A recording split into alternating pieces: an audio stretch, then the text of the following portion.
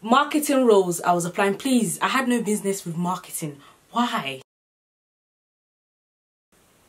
Everybody has done this. You have all lied in an interview. Do not tell me you haven't. If you go into an interview and you look the part, my guy, you are halfway there, and that's on period. Like, and that's on period. Facts.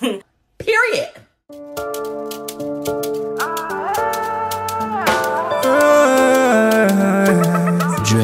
Hi guys, and welcome back to my channel. So today we are going to be talking about interviews. I know I kind of took a little break from like talking about important stuff, things related to career progression and things like that. I kind of took a little break because I just wanted to give you guys something fun. I am one of those people that have been to so many different interviews. Like, guys, I can't even count how many interviews I've been to, and for different roles as well. Like, it's crazy. When I was looking for jobs, I was literally applying for everything and anything, you name it, I was applying.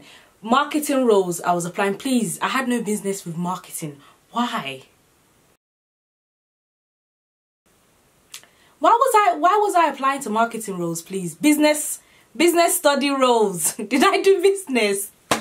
Guys, I was applying to anything and everything. I don't know, I just felt like I wasn't really getting anywhere with law, like, and some of the interviews I had were so horrible, like so horrible. If you haven't already watched my worst interview video, make sure you click it after you finish watching this video. I've had it bad, okay? I've had retail interviews, I've had every single type of interview you can think of, let me just put it that way, okay? So I made some notes because I really wanted this to be really informative, because I really just wanted to give you guys something really worthwhile, something that I wish that I saw on the internet. So I'm gonna start with the 3 different types of interviews. So there's face-to-face interviews, there's telephone interviews, and there's video interviews.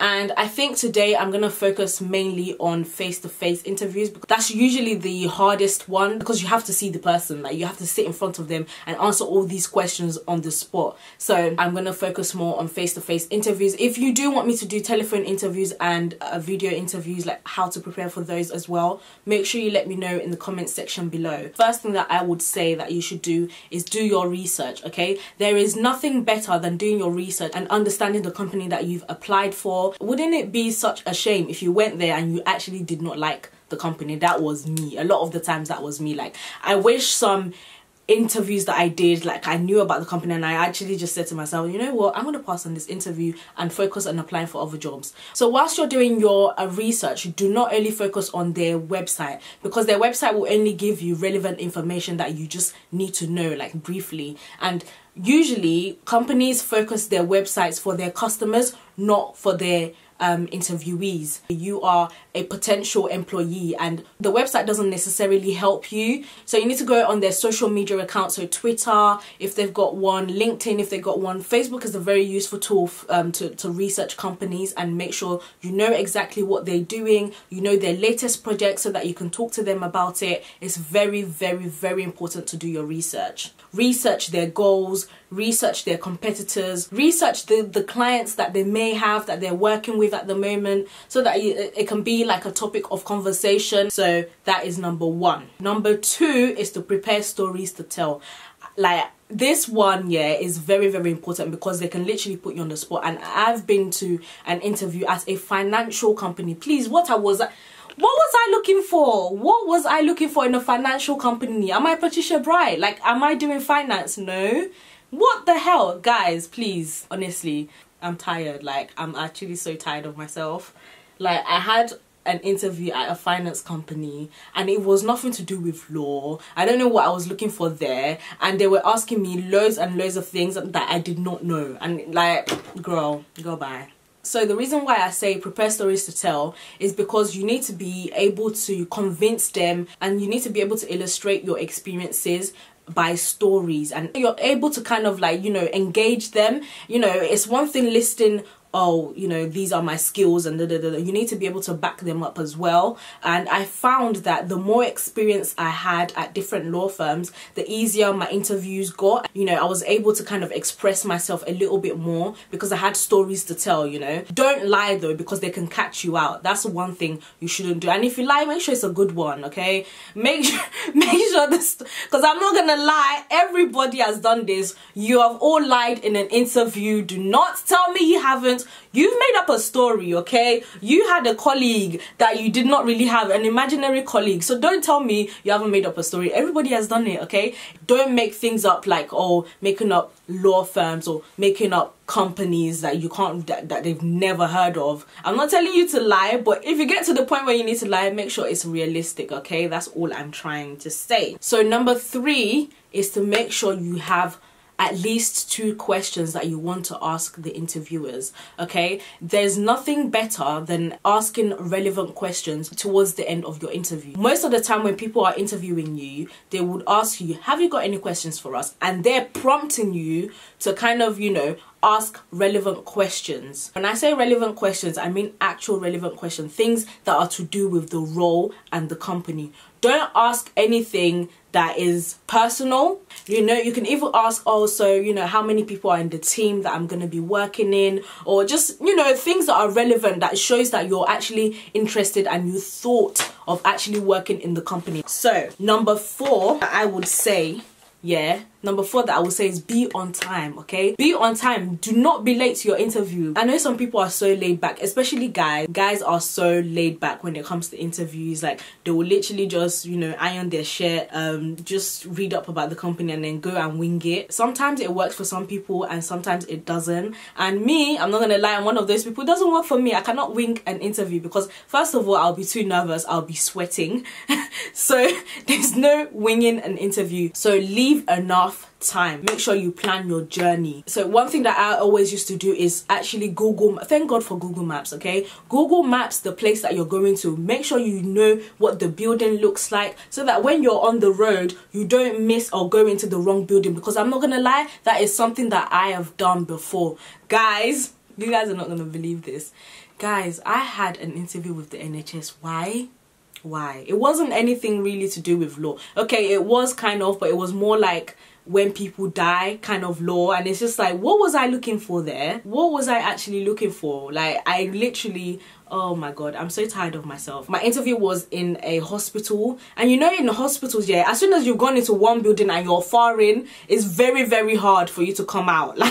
Like you will spend at least 15 minutes trying to figure out your way back out. And that's exactly what happened to me. I was late, I got there, I was flustered, I was thirsty, I needed water, I couldn't find parking. Like, there was just so much going on, and that's one thing you don't want to do. You want to leave enough time for your interview. You want to get there, sit in your car or sit in a space, have a coffee, have a drink, have a cup of water, and just sit down, calm yourself down, look through your notes one more time, pray and go in. That's how much time you should leave for when you're going to an interview. And even when you go in the building, you're at least 10 to 15 minutes early. That's what you want to be doing. You don't want to be flustered running around. Like, number 5 is make sure you pack what you need. Don't pack extra things. Don't carry a massive bag that's weighing you down. Have a cute little bag. You've got your notes in it, your CV as well. Make sure you take your CV, and make sure your CV is clean. Make sure you have a copy of your passport. You're going to need your ID because they need to know that they're actually interviewing who they say that they're interviewing. Number 6 is to make sure you dress the part. When I tell you, this is so important. Like, if you go into an interview and you look the part, my guy, you are halfway there, and that's on period. Like, and that's on period. Facts. Period. Let me tell you, yeah, there's been times that I've been at an interview, I'm suited, booted, shoe, everything. I don't know anything. I don't know anything. Like, nothing. And the reason why I don't know anything is because I've applied for a role that I have no business applying for. Like, I had no idea how I even got an interview, and you're just there, like, you're actually there, and I'm just thinking, like, I'm actually here. I don't even have the necessary qualifications to be here, but I am here. But you look the part. I am halfway there. I remember I went to an interview and it was actually a group interview. And let me tell you something, guys. This interview, I was prepared, but not really that prepared, because we had to do a presentation. And my presentation was on social media, because I'm not gonna lie, that's something that I knew most about, that I knew I could talk about for at least 10 minutes, because everybody had to give a presentation. And this was in a group interview, guys. In a group interview in front of all the other candidates. There was about 12 or 15 of us. So everybody was sat around this massive table. Like, you could literally see who you're competing against, and there were some smart people. Every single person there were older than me. They all like had legal experience. They knew everything that they were saying, every question that were asked. I think I only answered one question in that interview. There was even one girl that was proper, like, she knew everything she was talking about, and I ended up being friends with her, and she's a black girl. Guys, this girl was prepared. We had a presentation and she did not have any notes for her presentation. Like, she did it all from her mind. Come and see presentation. Okay, I'm doing the most. But no, for real, like, going to an interview, dressing the part, and I feel like, I don't know if I'm just downplaying myself at this point, but I feel like the reason why I got an interview to come back is because I looked the part. Like, that must be the only thing, because really and truly I only answered one question, and my presentation was on social media. Everybody else's was like political things, legal things, like proper, like intelligent things, and I came here to do social media, guys. I spoke about the effects on social media and how it's affected our generation. Like, who really cares? Like, everybody knows it's affecting the generation, but for some reason they called me back, and I was one of the 4 people out of like 15 of us. They only chose 4 people, and I was one of them to come back and sit down and do like a 2 weeks placement, guys. Like a vacation scheme. How? Tell me how. Tell me how.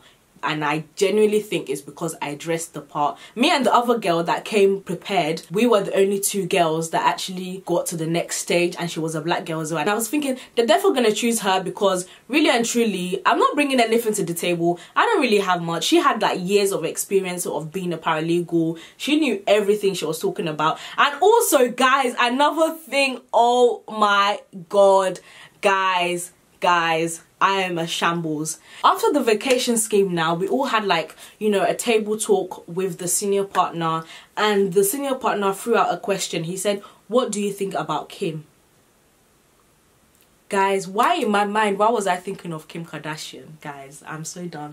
I was thinking to myself, yeah, me, I know a lot about Kim Kardashian. I am #1 fan. Guys, I was thinking of Kim Kardashian, but he meant Kim, the Chinese president, China president, or is it Japanese president? And they started talking about Japan. I was thinking, Japan? When did Kim go to Japan? Like, the fact, I was not informed. I was not informed though. And then when they were talking about it, I was like, I fucked up. Now me fuck up.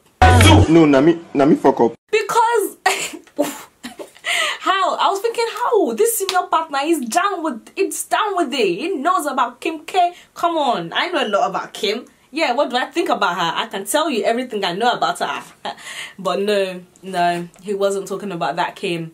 And thank God I didn't open my mouth first. The other people spoke first, and I was just thinking, wow, and why are these people not talking about the law? Anyways, it's so important to dress the part. Like, it can take you very far. Ever since then, I've always dressed the part. Like, I always look good when I'm going to an interview.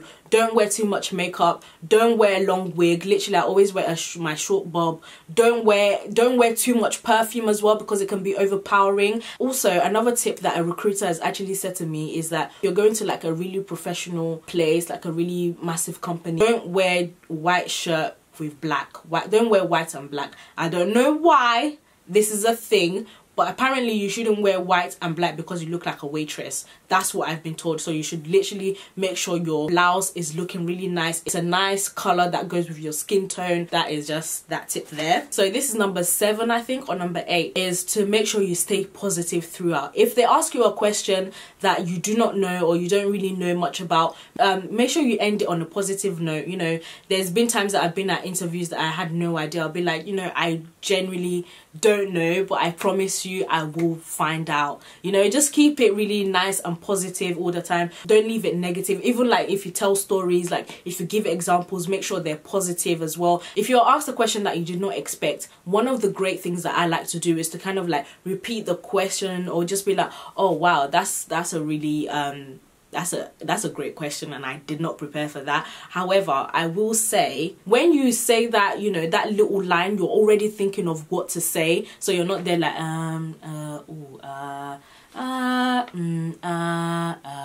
you don't want to be that girl, like you don't. And I'm not gonna lie, I've done it before. When I had that finance interview, because I had no business being there in the first place, I was doing a lot of so I've learned of different ways to kind of like counter that. And just the next one is to watch your body language. Make sure you're sitting upright, you know, you're sitting, don't slouch in the chair, don't cross your arms, don't do too much with your hand, don't do too much hand movement. Sit there, express yourself, you know, make sure you're sitting up straight as well. Make sure you make eye contact, make sure you're smiling, make sure you're not, you know, wandering around, looking around, wandering eyes, you know, make sure you're very focused with them. That way they know that, you know, you're a focused person, you're serious, you've come for the job. Next one I want to say is that to be real. Like, be very real with them, you know, like just tell them, this is what I've done, this is the expand on your CV as well. I always used to take my CV with me, because sometimes you just forget, like you forget the things that you've done. And I used to take 2 copies of my CV, one for them, one for me, just in case they didn't have it. So one for me, so that I can kind of go through as we're talking about my experiences as well. Be real with your skills. Don't lie too much about what you've done. They will say, can you use Excel? You'll be there saying, yes, I've advanced, I'm advanced in Excel. No, you're not. No, you are not. You only just managed to use Word. Stop it. Don't do big lies and give them, you know, this expectation of you, and you get to the job and you don't even know, like you don't know how to do these things that they're asking you to do. So the last thing is to make sure you leave it on a positive note. Don't downplay your accomplishments at all. I feel like that's something that I always used to do. Tell them how what you've got and your experience, how it would be valuable to them as a company as well, you know. So it's very important to leave things on a positive note and tell them, you know, that you look forward to hearing from them very soon. I really just wanted to do this video today because I know that it would help somebody out there. And I'm really the type of person, like, I don't care if I'm influencing thousands of people, as long as a few people benefit from this video. Like, that makes me so happy. Everything that I've spoken about are based on my experiences. So yeah, I just really hope that you guys enjoy this video. Guys, don't forget to share my video if you feel like this will help somebody out there. Make sure you share it on your social media. So yeah, make sure you subscribe, girl. You keep coming back. You keep coming back. Okay, I'm joking. Make sure you subscribe to my channel, guys, and I will see you guys in my next one. Bye, guys.